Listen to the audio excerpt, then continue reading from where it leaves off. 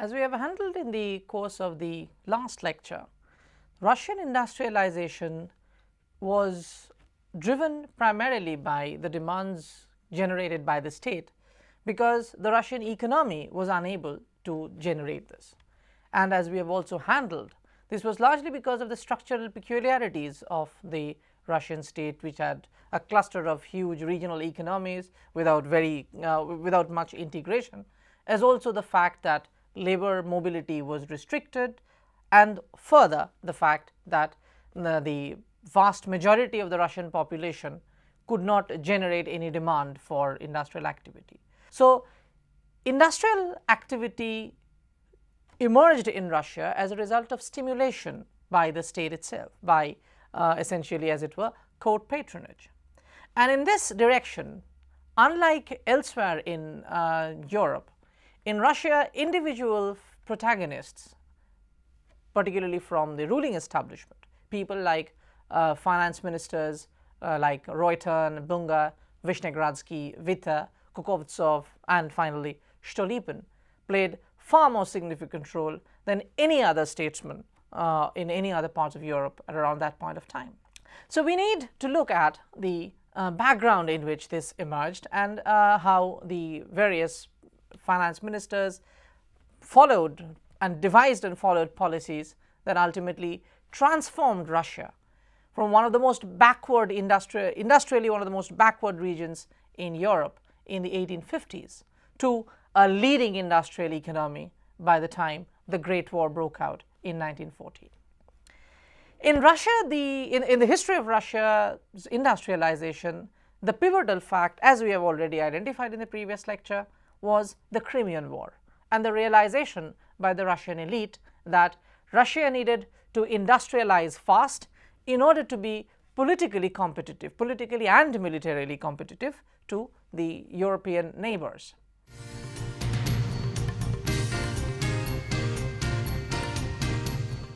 The man who was to play the pioneering role in this regard was the Minister of Finance from the end of the Crimean War to the beginning of the Balkan Wars of 1876, Minister Reuter.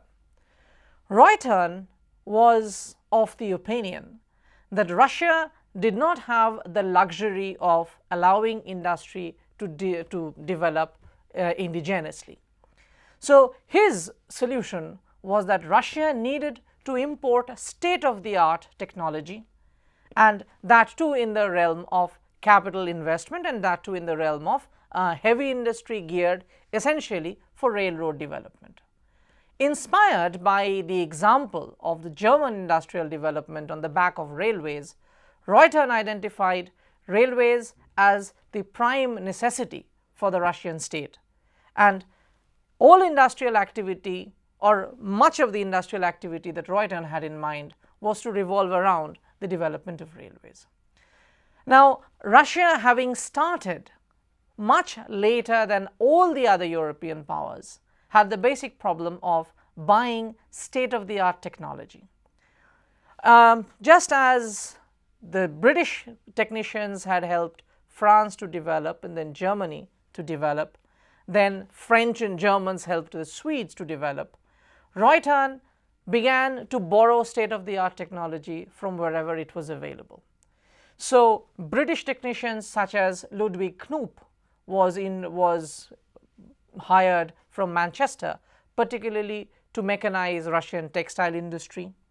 J.J. Hughes was brought in from England in order to mechanize Russia's heavy industry. Coal, iron, and railroad were mechanized by the inputs provided by J.J. Hughes.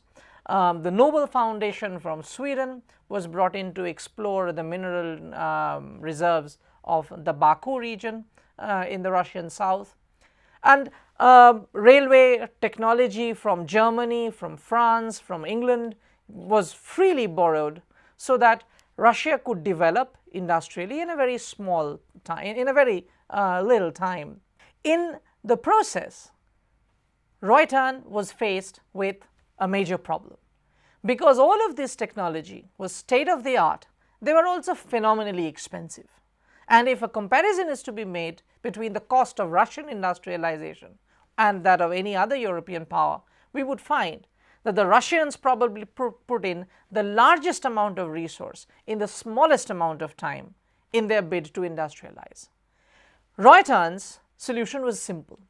Since in Russia capital accumulation was more or less primitive by comparison with the other European powers because of its economic and structural peculiarities, Russia had to borrow heavily from the international market. So during the period of Reuter, international loans were sought freely so that investment could be brought into Russia and industry could be developed. So from the capital mobilization to resource mobilization to the actual industrialization that began, the entire resources at Russia's disposal to start with happened to be foreign. Now, in order to bring in loans from the international market, what was essential was the credibility of the Russian state, that the Russian state would be able to repay the market confidence that was considered to be pivotal in this thing. And till the Crimean War, the Russian state's credibility, particularly in terms of the volatility of the ruble, was not of the greatest.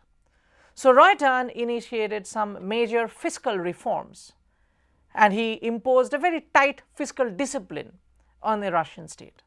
In fact, one of the pivotal contributions of Reuter between the Crimean War and the Balkan War was to persuade the Russian state repeatedly to steer away from all sorts of military adventure.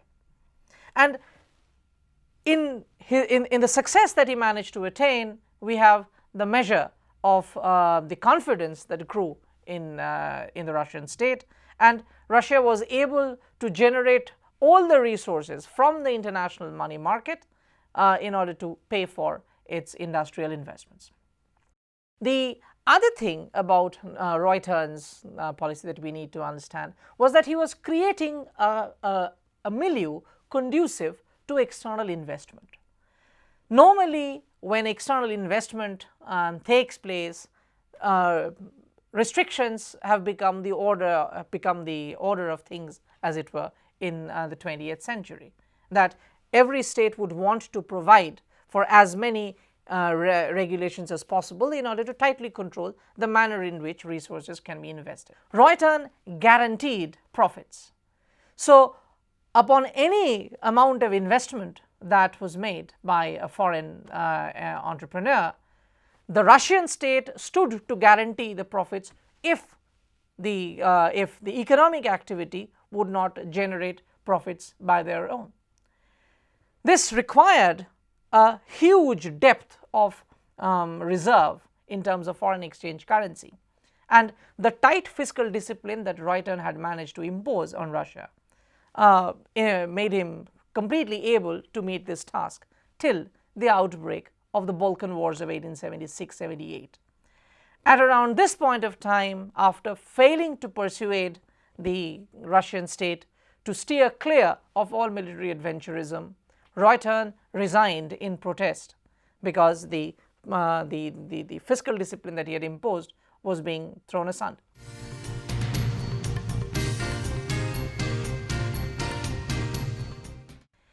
In 1880, there was a restoration, as it were, of economic vision with the appointment of a Kiev-based academic, Bunga, to the position of Minister of Finance.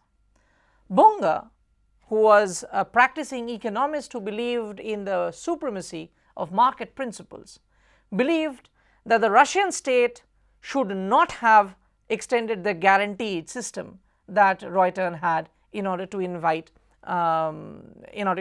foreign entrepreneurs. In fact, one of the reasons for the fiscal crisis that emerged in 1878, Bunga would argue, was not the military adventurism which the Russian state could have survived, but the fact that the foreign companies who had been given the guarantee of profit frequently tend to cook their books so that they could collar away a subsidy from the Russian state over and above profits they made but in fact denied. So Bunga, one of the things that Bunga did was nationalize the Russian railways and other investments which were guilty of abusing the guarantee system. So Bunga's solution was of a different sort. Bunga suggested that Russian industry should be stimulated not by the state, because that was an expensive proposition, but by demand generated from inside the society itself. Bunga therefore suggested that all sorts of taxes which the state could do without should be removed. If the Russian peasant was not required to pay a swathe of taxes, then his purchasing power would increase, and then he would begin to consume more than he previously had done. And the demand generated by the Russian peasant would then, in its turn, stimulate industrial activity, and the economy would, as it were, take care of its own.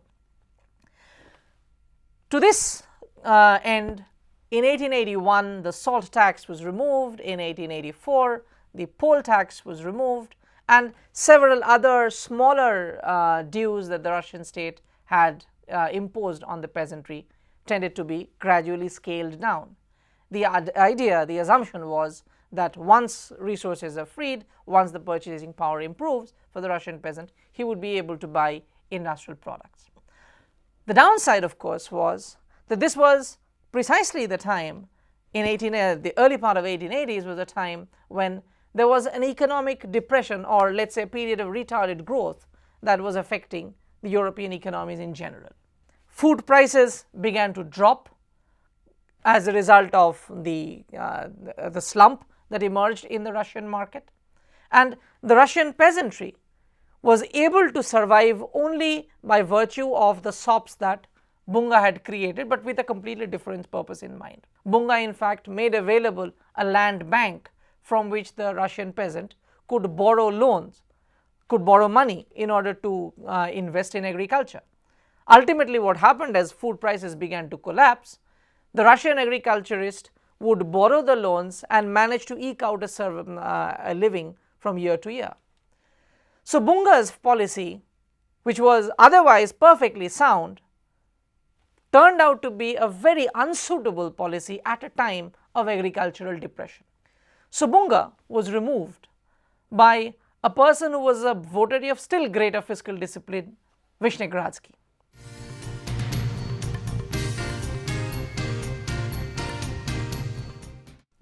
Vishnegradsky's solution was something of an entirely different sort. Bunga's solution had been to control the demand side. Vishnegradsky looked at the supply side of the equation. So Vishnegradsky argued that if the Russian peasant is allowed to, is given a little more purchasing power, then he would end up consuming more of agricultural products. So products that could be exported elsewhere and generate forex would ultimately not be a possible option for the Russian peasantry to follow. So Vishnegradsky's suggestion was that instead of removing taxes, the state should tax the peasantry more. Compelled to pay greater taxes, the Russian peasant would have to market a greater share of its surplus than it had done earlier.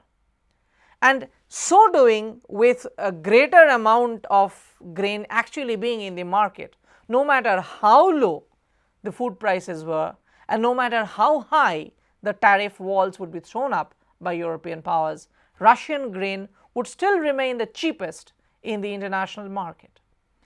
And Vishnegradsky suggested that by thus exporting Russian grains into the other parts of Europe, the foreign exchange that would be generated could be made to pay for industrial activity in Russia. Problem, however, was that given the high tariff walls, no matter how much the Russian peasantry was expected to deliver, proved to be inadequate.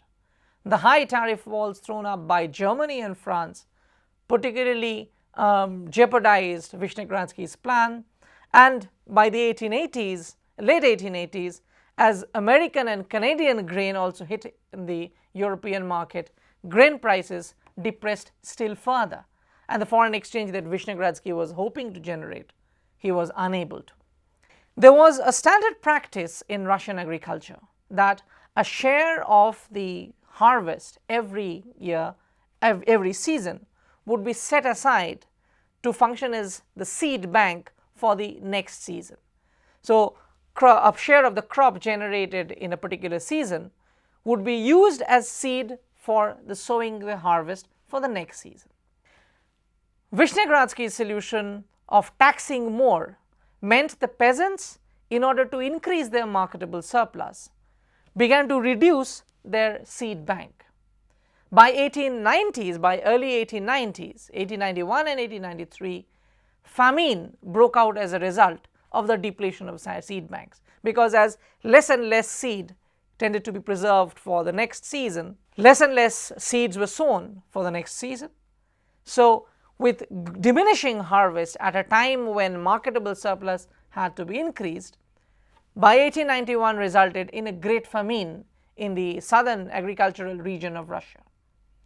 By this time, Vishnegradsky was paralyzed by a stroke and was fortunately removed.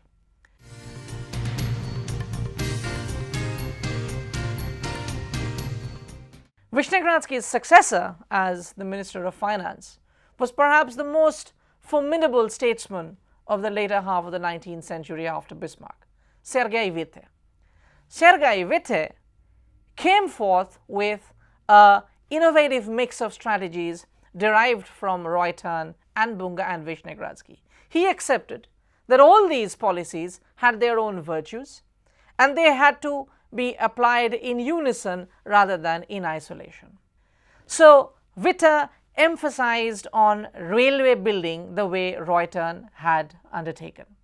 At the time when Reuter had promoted railway build-up, Russian railroad coverage, Russian railroad network increased from around 2,000 kilometers to over 22,000 kilometers.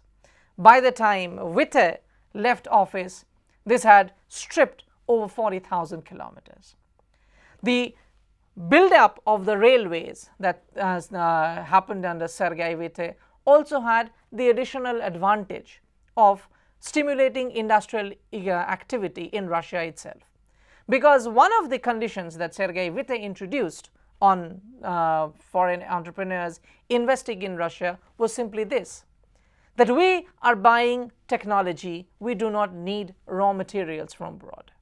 So, technology could be bought from Russia, from Britain, from France, from Germany, from Sweden, but the manufacture of the railway wagons, the manufacture of the rails would have to be in Russia itself. Unlike previously where industrial activity pertaining to railways tended to be basically manufacturers brought in from outside, Russia began to manufacture its own industrial or cater to its own industrial requirements in the direction of development of railways. The consequence was that by 1900, by the time Sergei Witte's tenure as finance minister was coming to a close, Russian coal and iron industry began to grow almost by a factor of 100%. In fact, by 1914, Russia's coal production was the third largest in Europe after Britain and Germany, and Russia's steel production was also the third largest, once again, after Britain and Germany. And more than 300% of the growth that took place, there was a six-fold rise in Russia's total coal production, of which the threefold rise was noticed in the fields of the Urals itself, in the new Russian Rail and Iron Company. The consequence of this entire development was that the economy continued to be stimulated. So, the demand for imported technology to stimulate industrial activity in Russia began to grow really popular. The resources that needed to be generated, Witte used Vishnegradsky and Bunga's policy together to do something about it. So, as Russia needed to buy more and more expensive technology around this time, Witte began to negotiate for tariff reductions. In the first stage, when he was simply an understudy of Vyshnegradsky, his suggestion had been to throw up tariff walls against all those countries that had thrown up tariff walls against Russia. The gravity of the threat was so much that at one point of time, the German Chancellor Otto von Bismarck had even threatened Russia with war. But Witte did not relent. So by the time Bismarck's successor, Caprivi, was in place in 1892-93, Witte managed to negotiate free trade treaties between Germany and Russia, so that while German industrial machinery, German industrial goods could enter Russia freely, Russian agricultural products could also enter the German market freely. And this was later to have serious consequences for the balance of power in Europe. Far more important was the fact that during the period of Sergei Witte, France and Russia began to come very close to each other. In 1891, France signed a military alliance which gradually developed into a full-fledged diplomatic alliance by 1893. So much so that France began to look upon Russia as a very favorable climate of investment. And despite the conditions that Sergei Witte imposed, that all industrial activity would have to be locally made, all investments would have to be in Russian industrial activity, the volume of profits promised to be so great, the investment prospects were so remunerative that the French entrepreneurs had very little disagreement. So much so that while in 1890 total French investment was to the tune of something like 2 million rubles, by the time Sergei Witte was leaving office, the total volume of investment had crossed over 40 millions. By the time the First World War was to start, total French investment in Russia had climbed as high as 2.2 billion rubles. The money that was then generated first by the export trade following Vyshnegradsky's prescriptions and by the international loans that were raised following Reutern's prescriptions, together harmonized into a united policy under Sergei Witte, managed to take care of the principal problem that Russia faced by way of capital accumulation. There were, however, two further problems that remained to be addressed. One was the mobility of labor, second, the problem of the market. The problem of the market also began to be addressed extensively under Sergei Witte. The various regional economies, which were oriented towards different trading partners, now began to converge upon the central administrative and economic region of Moscow and St. Petersburg. As a consequence, with dairy products from Siberia landing up in countries like Denmark, woolen and tobacco and other products from Persia moving through Central Asia, landing up in the northern region, industrial region of Russia, a full-fledged economic synergy began to characterize Russian industrial economy. So by the time Sergei Witte left office, the entire Tsarist empire was being integrated very firmly into one economic entity. The last of the problems that remained was that of labor. Russian peasantry was never actually liberated, also because of the terms on which the lands were transferred after emancipation. There was really not much possibility for the Russian peasant to generate surplus from the poor lands that he had been handled. So one solution was that the vast lands of the Russian East, which remained barren, which could be cultivated, had to be colonized.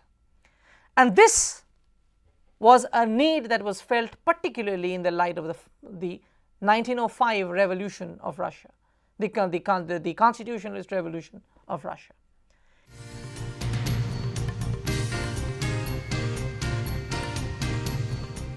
In 1905, a substantial peasant radicalization had taken place, and the successor of Kokovtsov to the position of the Minister of Finance, Stolypin, decided that there was one way of reducing peasant radicalism.